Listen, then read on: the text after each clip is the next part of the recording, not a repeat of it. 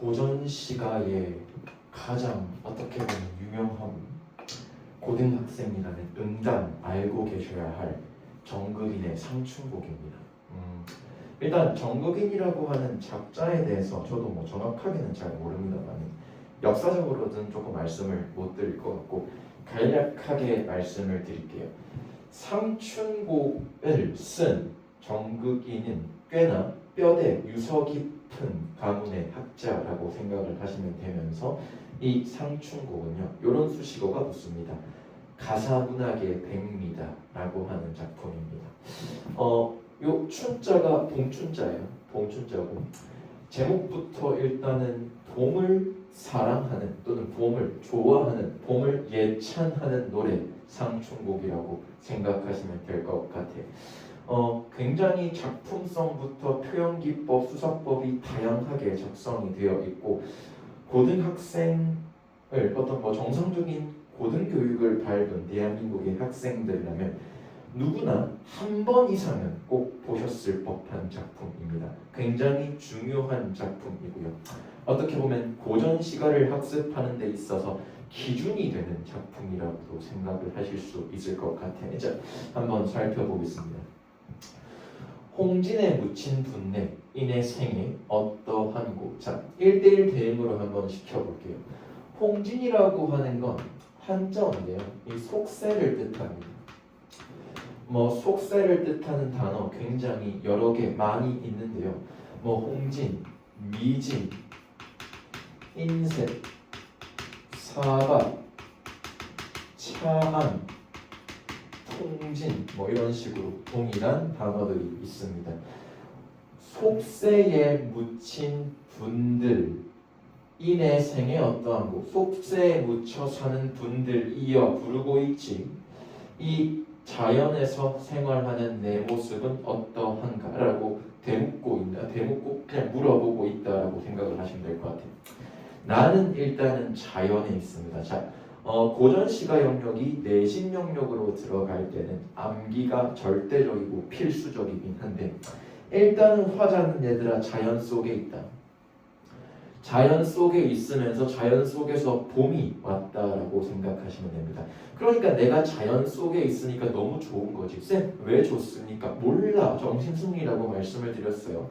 인간과 자연을 대비시킨 작품들에서는 항상 자연이 이깁니다. 항상 고전 시가에서는 자연이 인간 세계, 속세보다 세사보다 우위에 있다라고 하는 건 일종의 약속이라고 생각하시면 될 것 같습니다. 대화 침문, 청자에게 말을 건네는 방식이고요. 홍진과 지락, 홍진이라고 하는 것과 지락이라고 하는 게 있어. 지락이라고 하는 건 내가 느끼고 있는 어디에서 자연에서 느끼는 거고요. 홍진이라고 하는 거는 거기에 살고 있는 그 분들을 얘기를 하는 거겠지. 자, 근데 이질적인 공간의 대비를 나타낸다. 물론 자연에서의 어떤 생활에 대해서는 얘기가 안 나왔습니다. 그리고 고전 시가 영역 같은 경우에 특정한 구절에 관한 뭐 어떤 의미 파악을 요하는 뭐 표현법을 요구하는 문항은 존재하지 않아요. 거의 안 나온다고 생각하셔야 돼요. 자, 어쨌든 화자는 자연 속에 있으면서 속세에 사는 분들, 야 이 병신들아 나 어때? 약간 이렇게 얘기하고 있다라고 생각하시면 될 것 같아요. 옛사람 풍류를 미칠까 못 미칠까. 옛날 사람의 즐거움에 미칠까, 거기에 미칠 수 있을까, 내가 못 미칠까. 야, 옛날 사람들이 운치 있는 생활을 자연 속에서 했다는데 나도 지금 자연 속에 있잖아. 내가 그들과 동일한 즐거움을 느낄 수 있니 못 느끼겠니? 라고도 질문하는 겁니다. 스스로의 삶에 대한 자부심을 미칠 수 있다라고 생각하시면 됩니다. 천지간 남자 몸이 날만한 히 하건만은. 하다라고 하는 건 여러분 이거 중학교 때 배우셨을 겁니다. 많다의 의미가 되고 세상 천지에 남자로 태어난 몸이 나만한 사람이 많지만 살림에 묻혀 있어 지락을 말할 건가. 어찌 그들은 나처럼 살림에 묻혀 사는 자연의 지극한 즐거움을 모른단 말인가. 그러니까 내가 제일 즐겁다, 내가 제일 만족도가 높은 삶을 살고 있다라고 생각하시면 될 것 같아요. 당연히 자연 친화가 드러납니다. 지락이라고 하는 것은 끝없는 즐거움이다라고 생각하시면 됩니다. 자, 근데 여기서 하나 체크하실 게 아직까지 무라일체는 아니야. 무라일체라고 하는 건 자연이 너무 좋아서 그 자연 속과 자연과 내가 한 몸이 된 거, 하나로 느끼는 걸 바로 무라일체의 경지에 이뤘다라고 생각을 하시면 되고, 얘는 일종의 도가 사상과 연관이 되어 있다라고 생각을 하셔야 돼요. 근데 자연 친화가 있고 나서 그 다음이 무라일체라고 생각하시면 되고, 단계라고 한번 생각을 해보자. 일단은 화자는 1단계 자연 친화는 느끼고 있지만 무라일체는 아직까지는 느끼지 않는다. 어쨌든 즐겁다라고 생각을 하셔야 됩니다. 자, 그 다음 갈게요. 수간 모옥을 벽계수 RT 두고, 자, 수간 모옥이라고 하는 건 자연에서의 만족감을 드러내는 시어라고 생각하시면 되고, 얘는 초가집이라고 생각을 하셔야 됩니다. 초가집이 나왔으니까 뭐라고 생각하셔야겠니? 뭐 소박한 인생 라고 생각을 조금 하셔야 됩니다.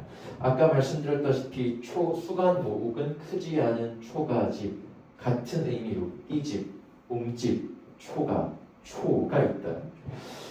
이 시어가 고전 시가에 등장을 한다면 소박한 전원 생활을 드러내고 있다. 안빈낙도와 안분지족이 드러난다라고 생각하셔야 돼. 근데 잘 봐. 어떤 학교는 안빈낙도는 맞지만 안분지족은 아니라고 보는 학교가 있어.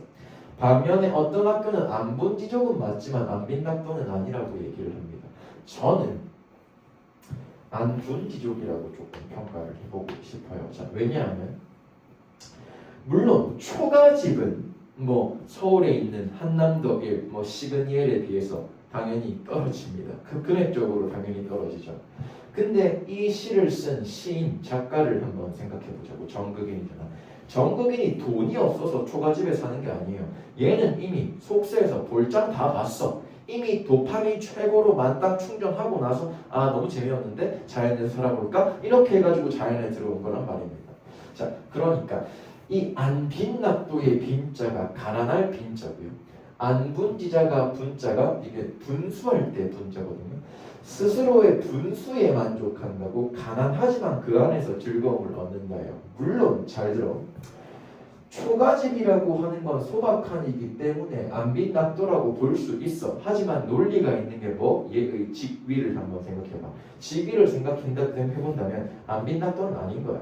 반면에 얘 직위 한번 생각해봐. 그렇지. 시그니엘 살 수 있는데 소박한 초가집에 사니까 안분지족이다. 거기에서 자연 속에서 사는데 굳이 대궐 같은 집을 만들 필요가 없다는 거겠지.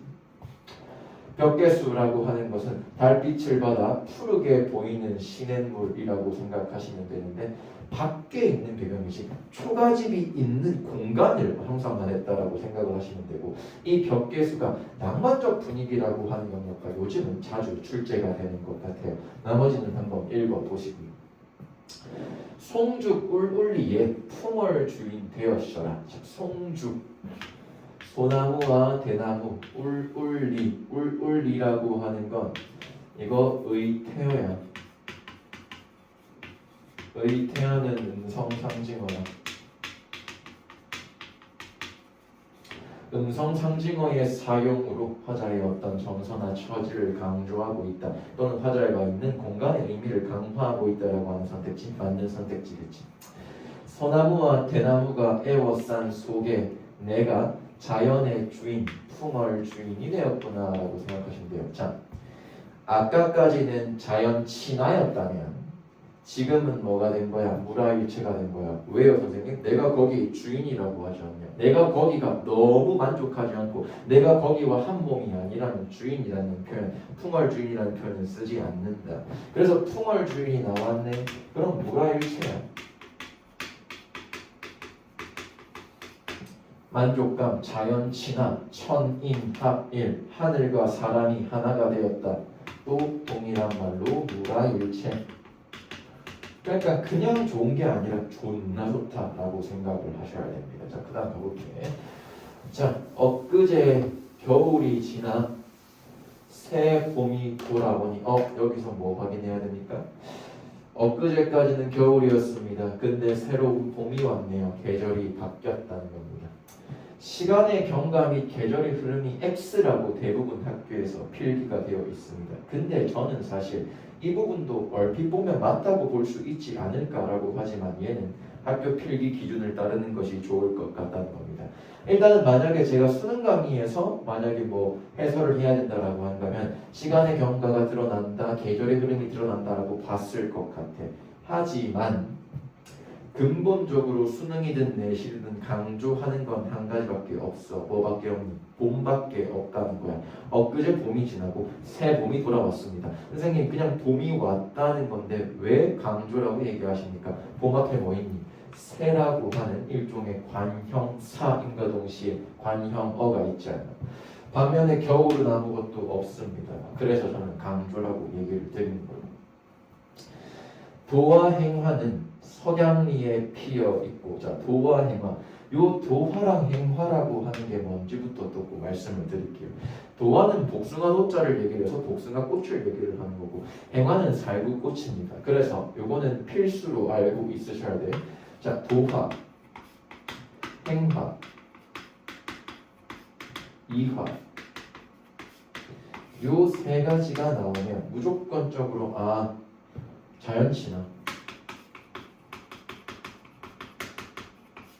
그리고 무릉도원, 이상세계 라고 생각을 하셔야 됩니다. 자, 왜인지 설명을 드릴게요. 납득이 돼야 되지 않니?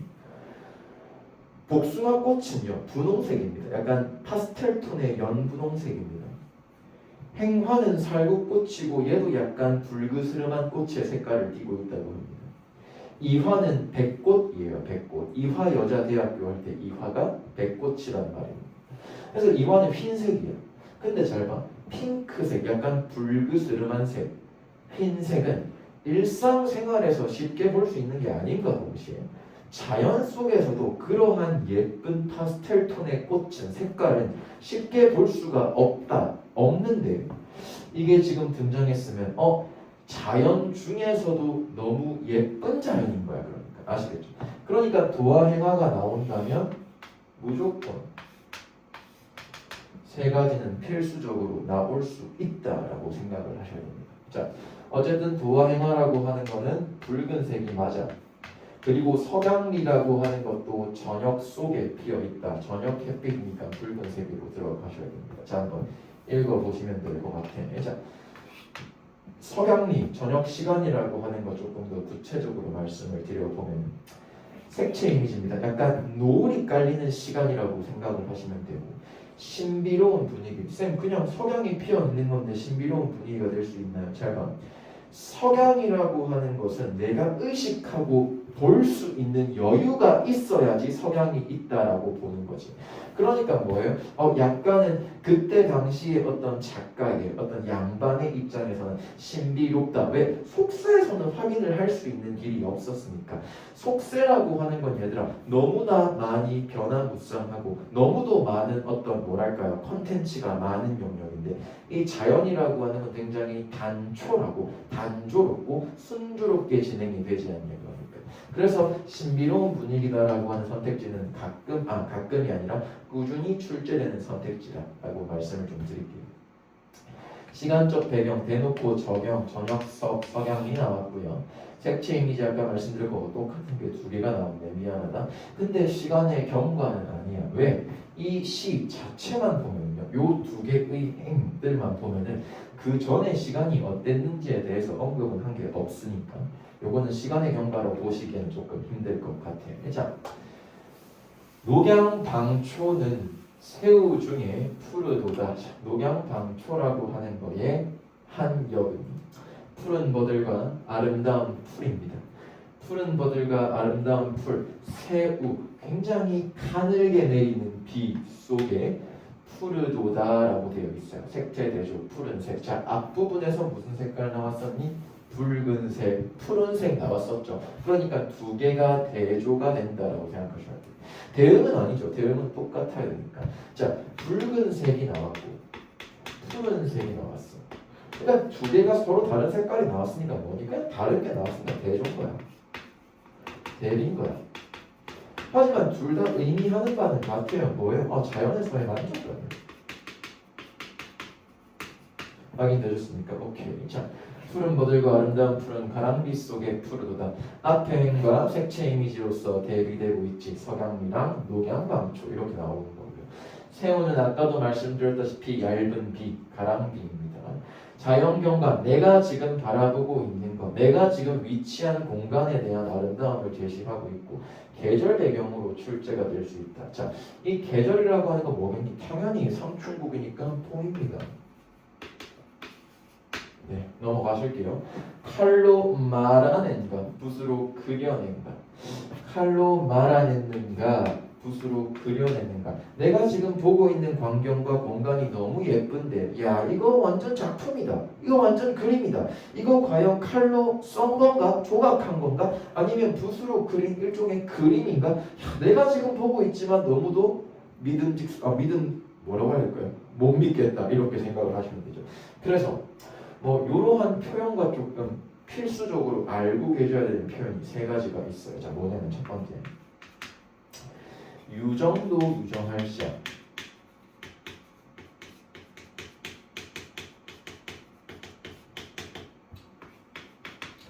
그리고 역부는 이셨다.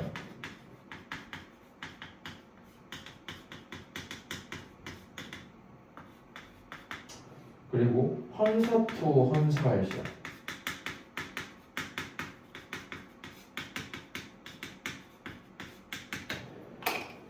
만약에 여러분들 학교가 개성고등학교나 아니면 다른 수성구에 있는 또는 송도 지역에 있는 기타 조금 어려운 학교라면은 저 같으면은 요 구절이랑 동일한 어떤 주제를 갖고 있는 또는 이 구절과 다른 주제를 파악해야 하는 문항을 출제할 것 같아요. 자, 그러면 요 세 가지 문형 구조 문장은요.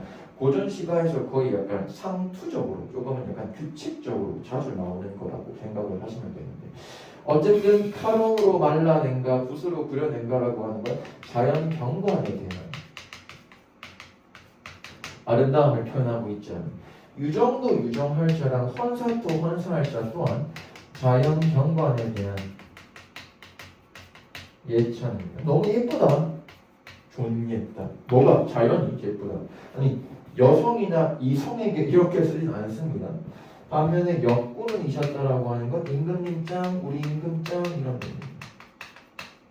이렇게 자주 나온다라고 생각하시면 됩니다. 그러니까 어찌 보면 얘네는 같이 나오는 경우가 더 많습니다. 왜? 내가 지금 바라보고 있는 자연, 이 정도 유정할 시야, 헌사토 헌사할 시야는 누구 덕이다? 임금 덕이다, 역군이 졌다 이런 식으로 나오는 경우가 더 많다는 겁니다. 그래서 순서로 조금 말씀을 드리면 이 정도 유정할 시야, 헌사토 헌사할 시야, 칼로 말아낸가 붓으로 그려낸가가 어떻게 보면 작품의 전반부에 등장을 합니다. 반면에 역군은 이셨다 같은 경우는 작품의 후반부에 등장하는 경우가 더 많다는 것 조금 팁으로 알고 있잖아. 자, 그다음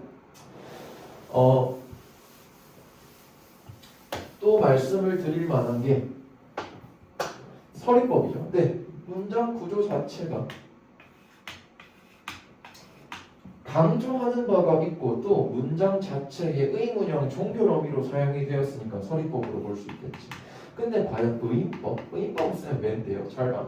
어쨌든 자연이라고 하는 건 사실은 인간이 만들어낸 게 아니야. 근데 야 이거 칼로 말아냈냐? 붓으로 그려냈냐? 라고 하는 거는 누군가 모르겠지만 누군가가 그 자연을 그려냈다라고 보니까 의인법도 될 수 있는 겁니다. 얘는 맥락으로 구분해야 됩니다. 왜? 근거가 없어. 근거가 이 해계는 없다라고 생각하셔야 됩니다. 자, 대구법이죠. 쫙 잘라보면 비슷한 문장구조 짠짠짠짠 이렇게 반복되고 있으니까 문장으로 구분할 수 있다라고 말씀을 드릴게요. 자, 그 다음 조화 신공이 문물마다 다 헌사롭다. 아까 말씀드렸던 거 나왔죠? 조물주의 신비로운 솜씨가 사물마다 야단스럽구나. 얘들아, 야단스럽구나라고 하는 게 진짜 말 그대로 복잡하다가 아니라 서문시장이다가 아니야. 야단스럽구나는 정말 예쁘다. 정말 어떻게 이렇게 정교하고 아름답게 잘 표출해냈는가. 요게 메인 포인트라고 생각을 하셔야 됩니다. 조화신공이라고 하는 것은 흔히 말해 조물주입니다. 조물주. 자, 그리고 물물이라고 하는 것은 내가 지금 바라보고 있는 모든 것, 존재하는 사물들, 물체들이라고 생각하시면 되고, 상투적인 표현과 연계 가능성, 헌사, 돈살샤, 이 정도 이정할샤, 옆구른 이자따까지 쌤이 조금 강조를 드릴게요. 자, 그 다음 수풀에 우는 새는 춘기를 못 내게 와 소래마다 교태로다. 수풀에 새가 있나봐. 새가 있나봐.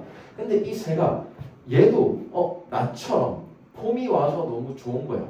봄의 기운에 못 이겨서 막 소리마다 막 끼부리고 온통 막 난리가 난 거야. 그 얘기입니다. 수풀에서 우는 새는 끝내 봄 기운을 이기지 못하여 소리마다 아양을 떠는 모습이로구나 라고 들어가시면 되는데 잘 봐.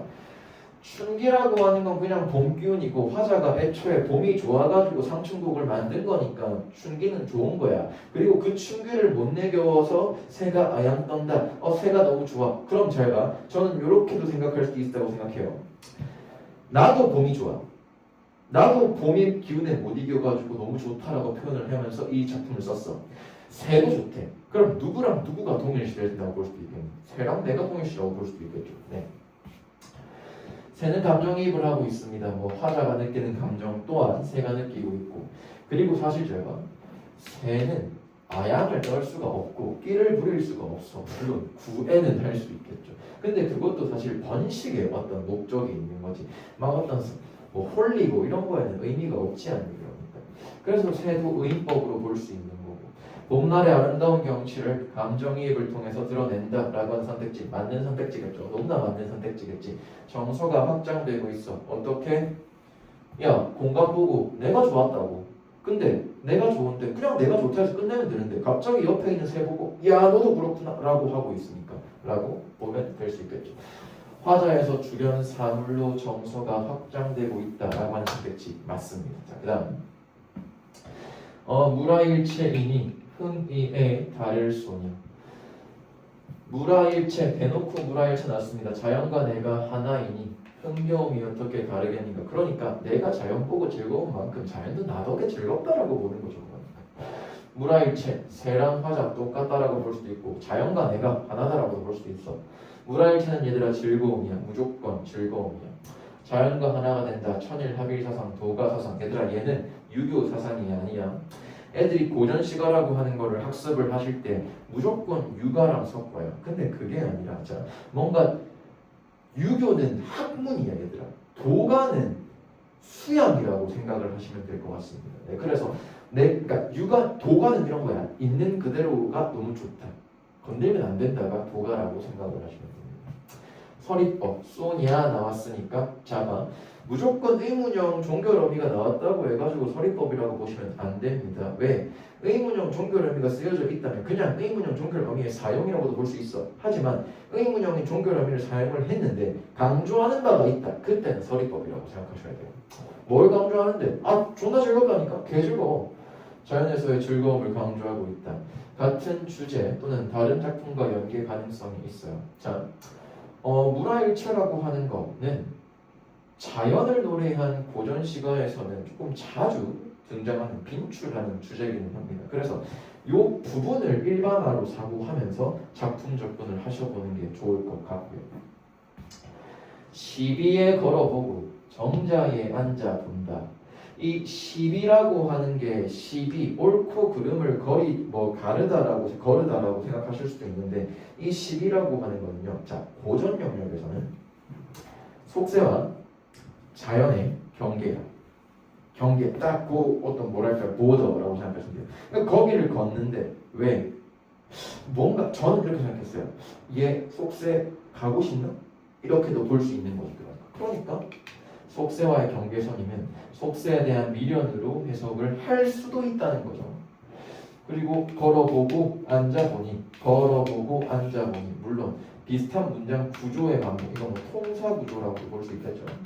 여유롭게 삶을 사는 모습, 어디서? 자연에서 사는 삶의 모습을 볼 수 있겠다. 그리고 소유음영하야 산일이 적적한데 소요 음형이라고 하는 거는요.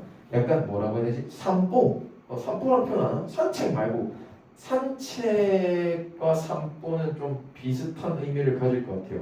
근데 소요 음형이라고 하는 건 산책보다 더 의도가 없어요. 그냥 아무 생각 없이 걷는 거예요. 그러니까 자, 알겠다. 시를 읊조리면서 천천히 걸으며 나지기 시를 읊조려 산속의 하루가 적적하다. 얘들아, 적적하다라고 하는 건 진짜 말 그대로 나 좀 적적해 외롭다가 아니야. 론리가 아니라 여유로워 한가로로 보시면 됩니다. 왜? 일단 만나는 사람이 없을 거 아닙니까?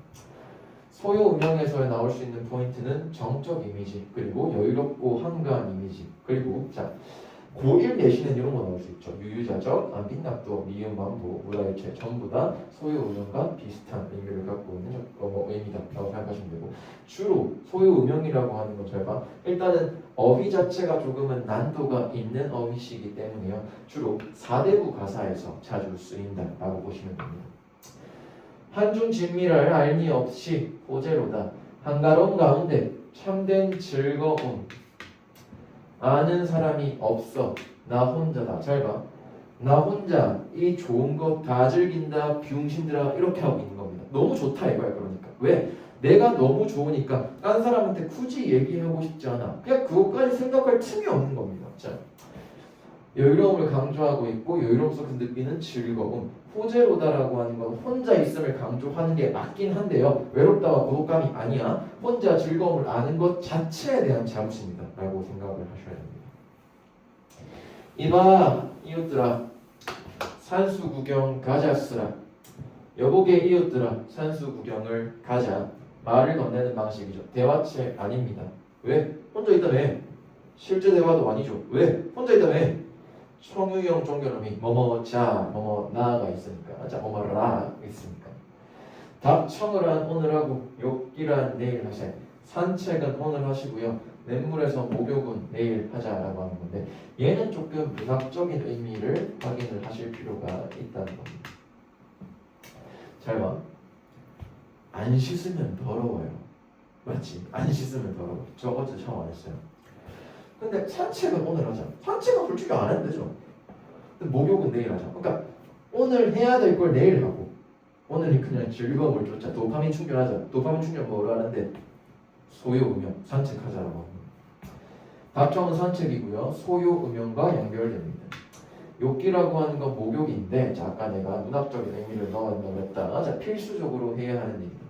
왜? 필수적으로 해야 하는, 선생님 저는 목욕 안 해도 되는데요. 잘 봐. 얘 4대부예요. 4대부는 양반이에요. 양반은 정해진 루틴에 따라 딱딱딱 맞아 떨어져야 돼요. 근데 얘 지금 그거 무시하겠다는 겁니다. 오늘의 과업을 내일로 미뤄도 된다는 여유로움이고 안빈낙도. 근데 왜 여기 안빈낙도가 들어간 거죠? 이거 아닙니다. 이거 아니에요. 네. 저도 오늘의 일을 좀 내일로 미루고 싶은데 그럴 수가 없죠. 네. 아참에 채산하고 나조이 조수가세. 아침에 채산이라고 하는 건 산나무를 채집하다 캐다라고 생각하시면 되고, 나조히 저녁에는 조수 낚시질 하자 이겁니다. 산나물 캐고 뭐예요? 그냥 뭐 얘는 딱히 끼니를 챙기고 싶은 마음은 없는 것 같아요. 그냥 뭐 대충 먹고요. 저녁에는 낚시질 하자. 근데 잘 봐. 여기 있는 낚시질도 뭔가 진짜 생업처럼 나 오늘 고기 못 잡으면 오늘 저녁 굶는다겠니? 아니야. 낚시 왜 하세요? 세월을 낚으러 간다. 약간 이런 느낌이겠죠. 자 봅시다. 행동과 시어를 통한 간접 정서가 제시되고 있어요. 자 채산에서 안빈낙도가 들어갈 수 있다는 겁니다. 네, 채산, 나물 케이크인데 박주산채 무슨 뜻이니? 소박한 술상이라는 뜻이죠. 덜 익은 술과 산채 나물들, 소박한 술상. 안분지족, 내분수에 만족하는 거 안빈낙도. 왜? 야 술 먹는데 누가 산나물 풀떼기랑만 먹고 싶고 고기랑 먹고 싶지. 근데 뭡니까? 얘는 그걸로도 좋다는 거지. 안분지족과 안빈낙도 중에서는 학교 입장을 꼭 참고를 하셔야 되고, 혹시나 얘기 안 했다? 가서 물어봐야 돼. 자 그다음 조수라고 하는 건 낚시질입니다. 뭐 박주산채, 안분지족, 안빈낙도, 여유로움. 사실 잘 봐. 선생님 저희 아버지가 낚시를 하시는데 낚싯대 비싸서 맨날 엄마랑 싸우는데 이게 어떻게 안빈낙도입니까? 너무 현대적으로 생각하지 마세요. 요즘에야 무슨 낚시 브랜드도 나 정확히 잘 모르는데 비싼 거 막 1,000만 원도 한대요. 알아봤거든요. 근데 과거에는 그냥 나무 짝대기에다가 줄 걸면 그게 낚싯대야, 맞죠? 네, 그래서 이게 돈이 많이 드는 어떤 뭐랄까요 활동은 아니었습니다. 오늘은 놀고 내일 일하자. YOLO, You only live once. 맞나 이게? 어쨌든 오늘 놀자 약간 이런 겁니다. 갓꿰어 익은 술을 갈건으로 밭아놓고 이제 막 익은 술을 걸러놓고 야 이제 막 익었어. 술이라고 하는 게 있잖아요. 물론 뭐 고등학생들 상대로 하는 수업에서 술 얘기를 하는 게 조금 웃기기는 한데 술은 익음과 숙성의 과정을 거쳐야 돼. 익고 나서 물론 술이야 그것도. 근데 맛이 없어. 도수가 세. 도수를 숙성시키면서 조금씩 떨어뜨려야 됩니다. 아시겠죠? 근데 이제 막 익은 술을 숙성 안 하고 바로 두건으로 덮어가지고 거른다고 생각해봐요. 이 술은 어떻겠니? 왠지 되게 독주입니다. 독주가 되는 거죠. 아까 앞에 나왔던 박주가 들어가는 거죠. 갈건이라고 하는 건 술을 걸러 마시는 배, 삼배 같은 걸로 만든 두건이고요. 뭐 가난한 선비의 의미, 소탈함의 의미 무조건적으로 암기하지 마십시오. 선비는 양반인데 양반이 맛없는 술을 먹는다는 것에 집중하셔야 되고 요거는 조금 이제 학교 내신으로 나오니까 갈건 독주 고사를 인용을 했다. 얘는 그냥 암기입니다. 암기. 이것까지 굳이 내용 파악은 하실 필요가 없습니다. 그냥 요 고사를 인용해가지고 여기 넣었구나라고 생각하시면 됩니다. 그다음 그 술을 갖고 있잖아. 딱 가져왔어 술을. 한 잔 마시고 꽃나무 탁 꺾어서 한 잔 또 한 잔 또 두 잔 이렇게 세면서 먹겠다라고 하는 겁니다. 자, 꽃나무 가지를 꺾어 잔술을 세가면서 하나하나씩 불어들어가면서 내가 마시겠다라고 들어가는 겁니다. 자, 수놓고라고 하는 거는 잔술을 놓으면서 먹겠다라는 의미고 취하지 않겠다는 의미예요. 왜? 선비로서 그래도 짜세가 있지. 이것도 취하고 싶겠냐 선비는. 자, 자부심과 자존심, 인사불성이 되지 않으려는 의지로도 볼 수 있다. 그 다음에 화풍이 건대뿌러 녹수를 건너오니 짧아 화창한 바람이 문득 불어서 푸른 시냇물을 건너온대요. 야, 바람은 건널 수 없다. 심지어 물을 건널 수 없어. 예수야? 아니죠. 근데 건너오다라고 하는 표현은 이것도 뭐 의인법으로 볼 수 있겠죠. 맞죠? 녹수라고 하는 건 푸른 시냇물이다라고 볼 수도 있고, 자, 말 그대로 푸르다라고 하는 거 나왔으니까 색채요. 근데 또 다른 의미로 푸르다라고 하는 거라도 볼 수 있는데 맑다라고도 볼 수 있어요. 맑으시는. 어쨌든 뭘 강조하고 싶은 겁니까? 자연이 아름답다. 그리고 화풍이라고 하는 건 화창한 바람이고요. 바람은 촉각적 이미지지 바람을 인화했다라고도 나올 수 있습니다. 참 길죠? 네, 길어요. 마저 갈게. 청향은 잔에 지고 낙콩은 옷에 진다. 얘 지금 술 먹고 있다. 그거 잊으면 안 돼. 맑은 향기는 술잔에 그득하고 붉은 꽃잎은 옷에 탁탁 떨어진다라고 하는 겁니다. 내가 지금 술 한 잔 먹고 꽃나무 쑥 꽂고 딱 놔두고 한 잔 먹고 또 두 잔 이렇게 먹고 있는데 천천히 먹고 있는데 즐기면서 갑자기 돈바람이 싹 불어오면서 아이고 좋다 시원하다라고 하고 있는데 딱 보니까 냄새가 나. 무슨 냄새겠어 여기서 그러면? 당연히 봄이 왔다는 냄새겠죠. 그리고 붉은 옷잎이 갑자기 바람 싹 불면서 옷에 탁 떨어지는 거야. 그러니까 얼마나 낭만적이야. 저 같은 그냥 빠갈 것 같아요. 어쨌든 자, 낙콩은 붉은 꽃잎입니다.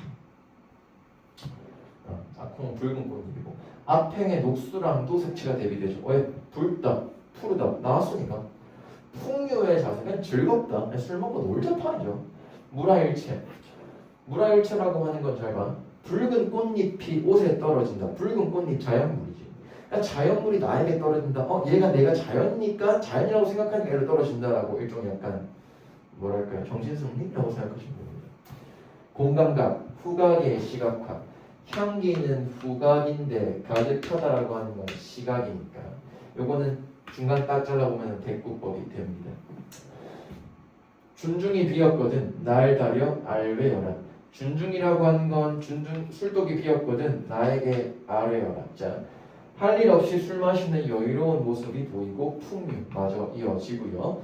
아래 어라, 알아 어라라고 하는 명령형 종결 어미를 사용했지만 그 의미 자체가 명령은 아닙니다. 그러니까 알겠죠? 그냥 너무 좋아서 이렇게 표현을 했다라고 생각하시면 될 것 같아요.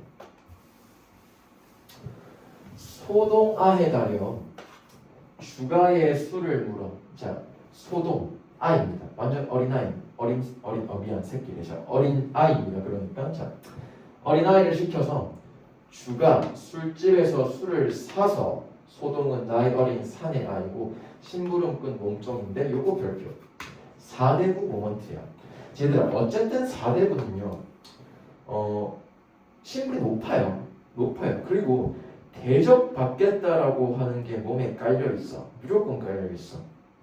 그러니까 뭡니까? 야 술잔이 비었어. 내가 사러 갔다 올게.가 아니라 술 비었네. 여봐라 걔 누구 없느냐가 된다는 거야. 그러니까 4대부 모먼트.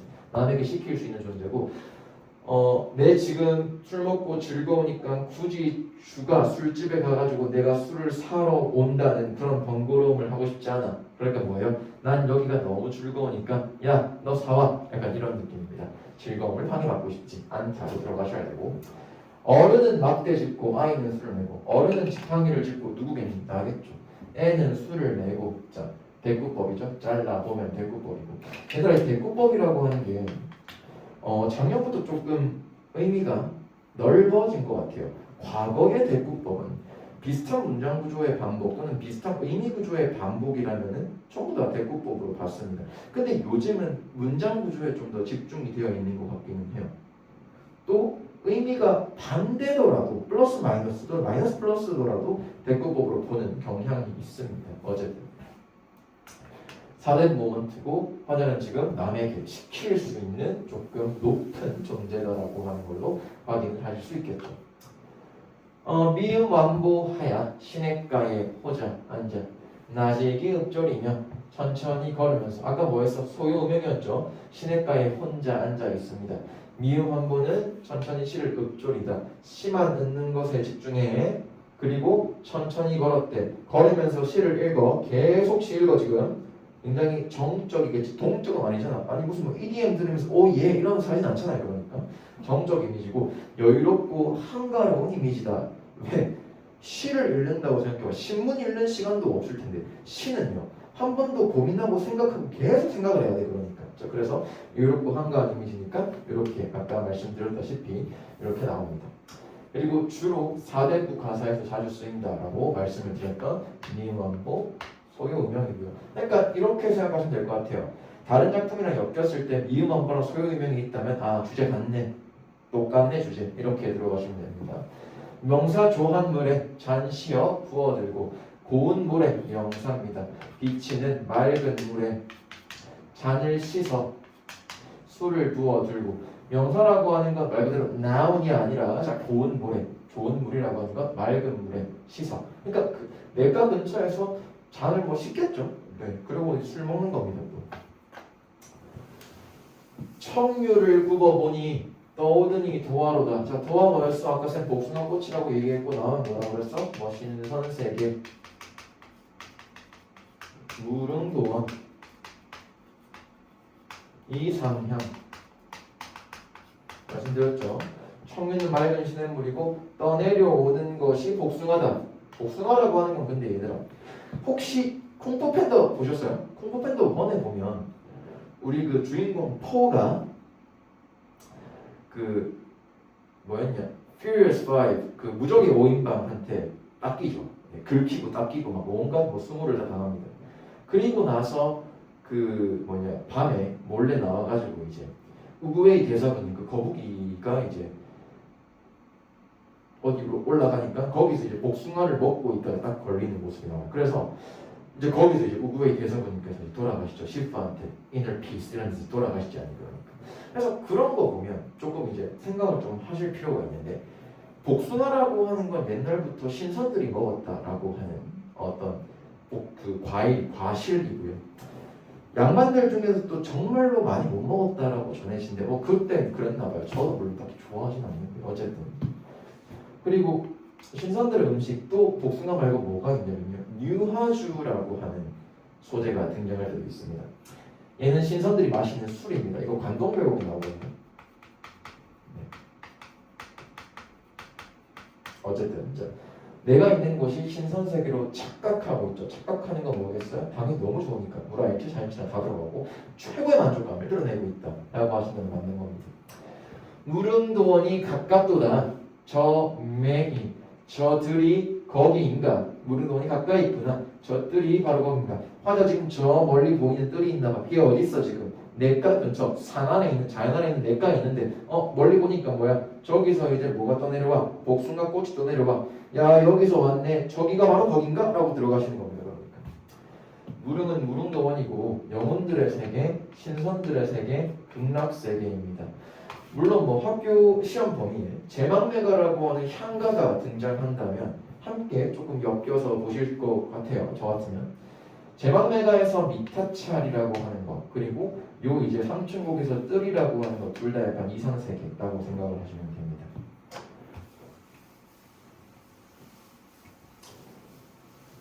송간 세로에 두 변화를 붙이 들고 소나무 사이 좁은 길로 진달래꽃을 손에 들고 라는 말인데 어디 뭐 가겠죠? 어디 갑니다. 송간은 소나무 송자의 사이간자 소나무 사이고요. 색채 이미지입니다. 초록색. 학교에서 이렇게 얘기를 했더라고요. 뭐 소나무는 아시죠? 사시사철 내내 푸른 침엽수입니다. 침엽수. 또 소나무는 지조와 절개가 나옵니다. 지조와 절개를 뜻하는 거 알죠? 왜? 사계절 내내 푸르니까 임금 입장에서는 저렇게 마음이 안 변하는 애가 좋은 신한다라고 볼 수 있는 거죠. 그럼 여기서 싹 냄새 맡아야 돼. 거의 작품 끝부분에 왔어. 그럼 뭐야? 역군은 이셨다와 같은 느낌 나오지 않겠어요? 맞아 봅시다. 세로는 좁은 길이야. 자 지금 이동하고 있습니다. 이동하고 있어요. 자 두견화라고 하는 건 진달래꽃이고 참고로 요 두 개 왜 말씀 안 드렸냐면 일단은 시험 범위에 기행가사가 등장하진 않아요. 보통 1학년 1학기나 2학년 1학기 때 알겠죠? 기행가사 보통 기말고사 때 등장하기 때문에 쌤이 그냥 뺐습니다. 이건 그냥 확인만 하시면 될 것 같아요. 기행가사라고 하는 건 그냥 장소 변경되는 작품을 기행가사라고 얘기를 하거든요. 그래서 혹시나 거기서 나오면 이거랑 뭐가 의미가 똑같아? 쌤 여기 경로 나왔고 저기도 경로 나옵니다. 두 개가 의미가 동일합니다. 뭐 갔다 온 장소 오케이 끝. 이 정도로만 확인하시면 됩니다. 두 개는 진달래꽃이고 색채 이미지죠. 진달래꽃은 약간 벌건디, 핑크색, 약간 보라색 이런 느낌이죠. 송강과 색채 대비 봄을 상징을 하는 소재고 봉두에 급히 올라 구름 속에 앉아보니 상식적으로 C가 구름 속에 어떻게 앉냐 그런 거예요. 근데 그만큼 높이 올라갔다라고 생각하시면 됩니다. 산봉우에 급히 올라가서 구름 속에 앉아보니 그만큼 높이 봤어. 고전 시가에서 얘들아 산봉우리라고 하는 건 항상 긍정의 의미를 가집니다. 얘는 약속했어. 급히는 급하게. 왜 급하게 올라갔을까? 좋은 경관을 즐기기 위해서. 어떻게 보면 앞뒤가 안 맞죠. 네. 얘들아 시는 고전이든 현대든 간에 논리적으로 받아들이지 마라. 아까 왜 내가 앞뒤가 안 맞죠? 라고 얘기를 했냐면 앞에서 분명히 뭐라 그랬어. 얘 지금 혼자 있다며. 근데 누구한테 뺏기는 것도 아닐 거 아니야. 관광지도 아닐 겁니다. 그러니까. 근데 굳이 빠르게 이동할 이유가 있었을까? 너무 보고 싶었겠지. 너무 좋아. 이렇게만 생각합시다. 구름 속에 앉아보니 역설법이지. 구름 속에 못 앉아요. 앉으면 어떻게 됩니까? 뒤져요. 앉으면 뒤져요. 자, 스스로를 신선으로 생각을 하고 있고 도가 사상이다. 천인합일 사상이다라고 볼 수 있어요. 신선들은 구름 속에서 위치할 수 있죠. 보통 뭐 구름 타고 날아온다 아니면 뭐 보통 신선 등장 씬에 보면 구름 갑자기 쫙 뻗치면서 이렇게 들어가잖아요. 네, 그런 식으로 생각하시면 됩니다. 천천만하기 곳곳이 버려 있네. 수많은 촌락들이 곳곳에 버려 있네. 철로 천천만락이라고 하는 건 얘들아 그냥 보이는 대상이고 자 후진양성으로서의 뜻과 연계 가능성이 있다. 이거 반동배곡도 이렇게 나왔어요. 그러니까 화자가 그만큼 높은 곳에서 밑을 쫙 보니까 말 이렇게 다 있는 거야. 이러고 있는 거야. 그러니까 아시겠죠? 그 화자 지금 뭐 보고 있어? 천천만락이라고 하는 작은 마을들을 보고 있다라고 생각하시면 됩니다. 위정자로서 앞길을 도모해야겠다는 의미로 해석하면 자 그거 보면서 여기서 좋은 신하들이 나오겠구나 이러고 있다고 생각하시면 되고 벌어있니 나뿐만 아니라 다른 사람들도 살고 있다는 것을 조금 이제 인지를 했어요. 물론 어울리진 않겠죠. 원래 양반은 잘 못 어울려요. 그래서 혹시 그 작품 아세요? 뭐였지? 그 넷플릭스 시리즈에 보시면 강동원 나오는 사극이 하나 있거든요. 내가 지금 이름이 기억이 안 나는데 거기에 보시면 이래서 양반이랑 상것들은 한 지붕 아래에서 못 어울린다? 뭐 이렇게 얘기가 나옵니다. 네, 거기 이제 일본에서 보신 그 더글로리에 나오신 하도영 씨랑 같이 이제 그분이 이제 귀를 그 이름이 어쨌든 기억이 안 나요. 차승원 씨가 나오고 어쨌든 박정민 씨가 나옵니다. 그 박정민 씨가 했던 대사 중 이런 거 있어요. 신종렬 명을 받들겠나이다. 어쨌든 병신 같죠. 미안해. 자, 연하일이는 금수를 제패하는데 연하일이라고 하는 건 안개와 노을과 빛나는 햇살이 아름다운 비단을 펼쳐 놓은 듯하다 나왔어. 요거 자체만 보면 지기법이에요. 근데 하나하나를 보면 은유법이에요. 확인되셨습니까? 연하일이는 안개와 노을과 빛나는 햇살 얘기라는 거고 대상 3개입니다. 얘네를 뭐야? 자연으로 일반화를 한 거야. 그러니까 금수는 아름다운 비단입니다. 은유법이죠. 뭐랑 뭐려고는 이렇게 되겠거든요. 자연의 아름다움을 은유법으로 제시하고 있다라고 하는 게 맞는 겁니다.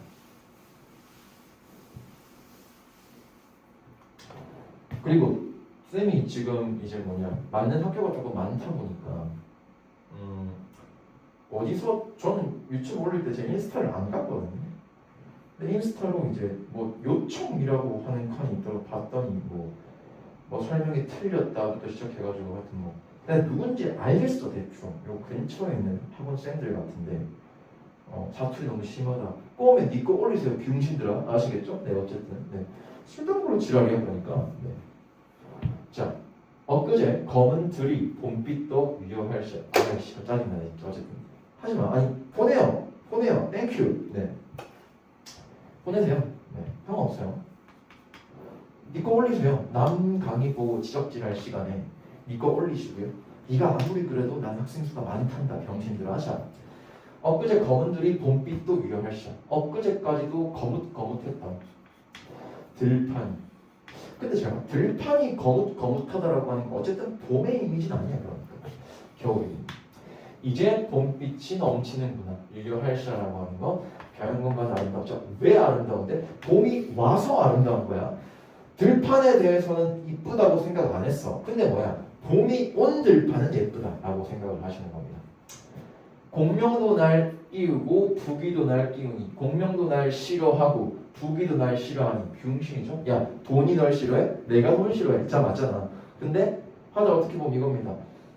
주객전도의 표현인 거죠. 내가 자연이 너무 좋으니까 내가 여기 있는 이유는 야 속세가 날 거부해라고 하는 겁니다. 그럼 아시겠죠? 주객전도고 의인법이죠. 공명과 부귀를 사람으로 비유했어. 그러니까 어린이라고 되어 있는 거고 이거 뭡니까? 화자가 그만큼 자연에 대한 만족감이 출중하다, 훌륭하다라고 생각하시면 되죠. 안분지족과 안빈 낙도로 볼 수 있고 자연 친화 주제 중 대표적인 정서인데요. 잘 봐. 주객전도가 나왔지. 자연 친화 작품 중에서 그때 무조건 물할지도 같이 들어가야 돼요. 팩트야. 왜?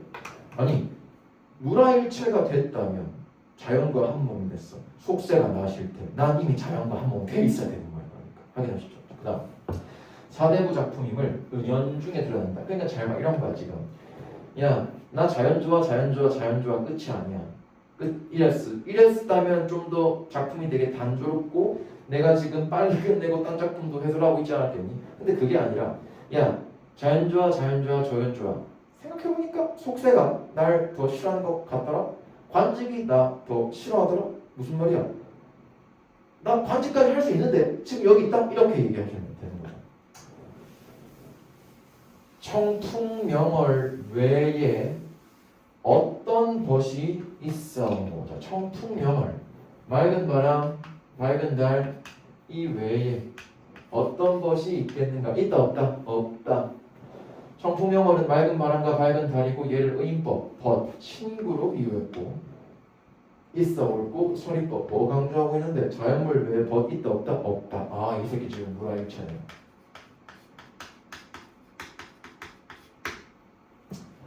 단편의왕의 훗은 해음 아니하니 비록 내가 가난하게 살고 있지만 야이 새끼 안 가난하게 살았어 알겠니? 단편의왕의 쓸데없는 생각 헛된 생각은 안 한다라고 들어가시면 돼요. 잘 봐. 단편의왕이라고 하는 건 내가 지금 의역을 하기 위해서 쉽게 이렇게 적었지만 정확하게 얘기하면요 선비들 또는 양반들의 어떤 청렴한 청빈한 생활입니다. 지저분하고 더러운 거리에서 먹는 밥, 한 그릇의 밥과 한 가지의 룸 이런 의미도 있어요. 그러니까 남편 루앙 그리고 똑같은 말 루앙 남표라고 하는 말 똑같은 말이 되는 거니까. 그리고 또 동일한 의미 개 많이 적어놨지. 이거 틀리면 어떻게 되는 거야? 넌 병신인 거야. 그러니까 아시겠지? 틀리지 마. 내가 적어도 고1이시라면 외우세요. 고1이시라면 한자성어 조금 외우고 계세요. 학교에서 나온대 안 나온대 안 나온대요 라고 한다면 안 해도 돼. 모르겠는데요 쌤 외우는 게 낫지. 외운다고 해가지고 니네가 손해볼 게 없다니까. 어쨌든 자 속세에 대한 미련 정계에 대한 욕심을 훗은 해음이라고 하는 거야. 왜? 애초에 걔네가 나 싫대. 근데 나 자연 너무 좋아. 그러니까 뭐예요? 야, 나 딱히 관심 욕심 없어. 돈 욕심 없어. 이렇게 생각하시면 됩니다. 아모타 감탄사입니다. 감탄사. 정적 가사임을 표시하는 장치입니다. 정적 가사가 뭔데요? 양반들이 썼다. 그래서 양반들이 썼기 때문에 일종의 규칙과 폼이 있다라고 생각하시면 됩니다. 한평생 즐겁게 지내는 것이 이만하면 풍족하지 않겠는가? 나 지금 어디 있는데 자연에 있어. 자연 속에서 한평생 즐겁게 지내는 게 이만하면 되지 않겠는가? 라고 생각하시면 됩니다. 백년행락을 이만한들 어찌하리. 한평생 즐겁게 사는 게 야, 이 정도면 됐다 임마. 이렇게 생각하시면 됩니다. 아시겠죠? 그래서 이 뒤에 거 같은 경우에는 그냥 한번 선택지로서 한번 만들어 봤습니다. 한번 읽어봐 주시고요. 자, 어쨌든 삼춘곡은 굉장히 깁니다. 길고요. 찬찬히 읽어본다고 해가지고 문학적인 의미에 대해서 전부 다 파악하실 수는 또는 뭐 숙지하실 수는 없을 것 같아요. 근데 제가 뭐 직전한 텐트 씨가 이렇게 다 적어 놓았죠. 놨으니까 뭐 순차적으로 올라갈 거긴 한데요. 삼춘곡은 문항, 존재하는 연습 문항이 굉장히 많은 작품들 중 하나고 그래서 이 삼춘곡이 시험 범위에 들어간다면 외부 지문과의 관계성, 연계성도 무조건적으로 대비를 하셔야 되기 때문에 저는 뭐랄까요 시험 범위에 안 들어가는 작품과 엮였다고 하더라도 다 푸세요. 아시겠죠? 네, 고생하셨고 다음 작품으로 인사드리겠습니다.